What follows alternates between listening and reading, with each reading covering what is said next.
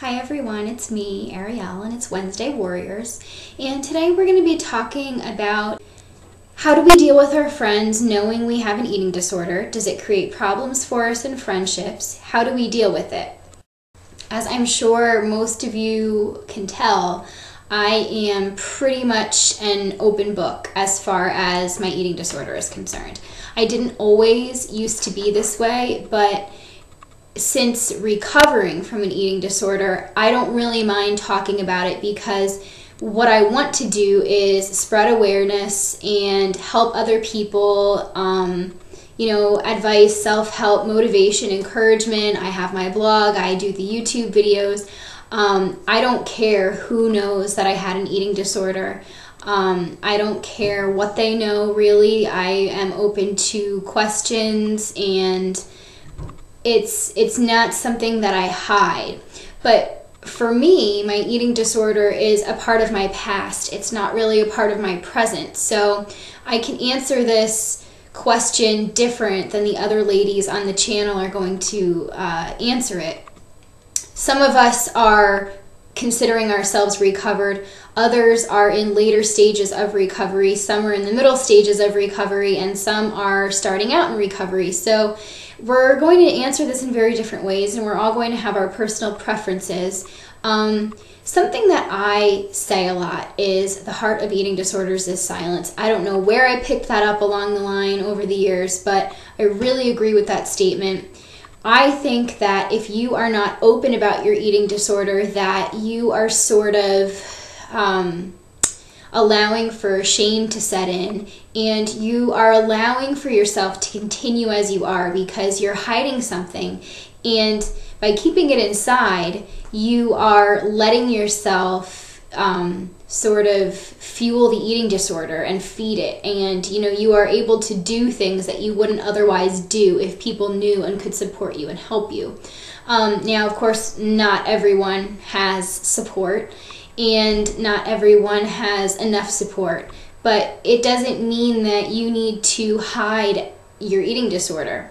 That said, I don't really believe that if you are being open about your eating disorder, you have to disclose all the information regarding your eating disorder. I mean, you don't have to talk about why you think you developed it. You don't have to, talk about abuse and trauma and all kinds of horrible things like that. I don't think that you need to go into detail about every trying experience or problem that you've ever experienced with your eating disorder. But I do think that honesty is very important in the recovery process. So I do feel that at some point, honesty is necessary, not necessarily with the whole world.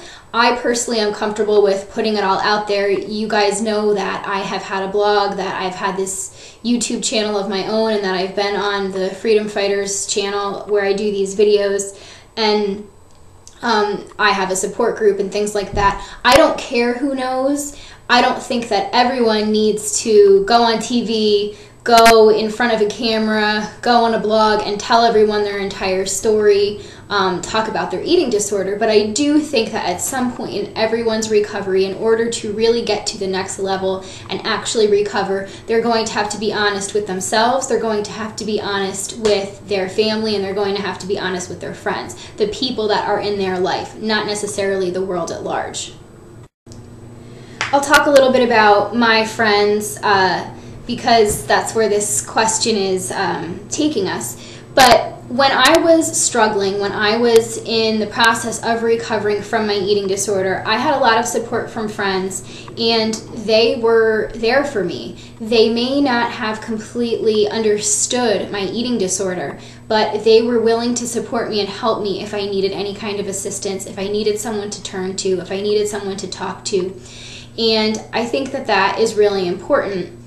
I have had issues with people who are not my personal friends or acquaintances. For example, strangers, who might see me while I was walking down my university's campus street or something like that. I did have people whisper about me. I did have people make comments about my weight. I was very, very thin, so I did experience a little bit of that, sort of feeling like I was back in middle school or something, and people were talking about me behind my back, even though we were all adults and university-aged students. So I think that it was hit or miss as far as that's concerned, but the people that really mattered in my life were there to support me. For me, it didn't create any problems in my friendships, but it did make people more aware of my actions and behaviors, only because they were concerned for me and they wanted to make sure that I was taking care of myself. So I would say that the things that I did were looked at, maybe were scrutinized, if that's the right word, and maybe I was cared for in a way that my other friends wouldn't have been cared for by each other, simply because I was in a fragile state and people were worried about me. But I don't take that negatively at all, and it definitely didn't hurt my friendships with people. If anything, it made them much stronger. I have dealt with my eating disordered past by talking about it. It's not something that I walk down the street, meet new people, shake their hands and say, hey, I used to have an eating disorder. I don't operate like that. But if someone were to ask me a question, or if the topic would come up, I have no problem saying that I struggled with anorexia. And you know, like I said before, I have my blog that I've had for years now.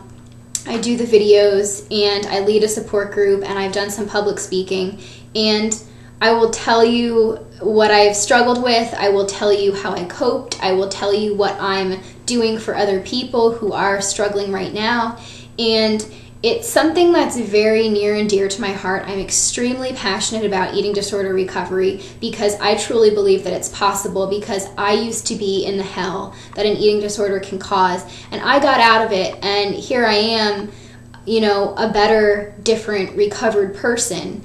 And that's what I really want to showcase. It's not really about me and my story and how much I weighed and how sick I was and, you know, what I used to do, what my behaviors were like and my triggers and things like that. It's about how I got out of it and how I can share with other people how they can do the same.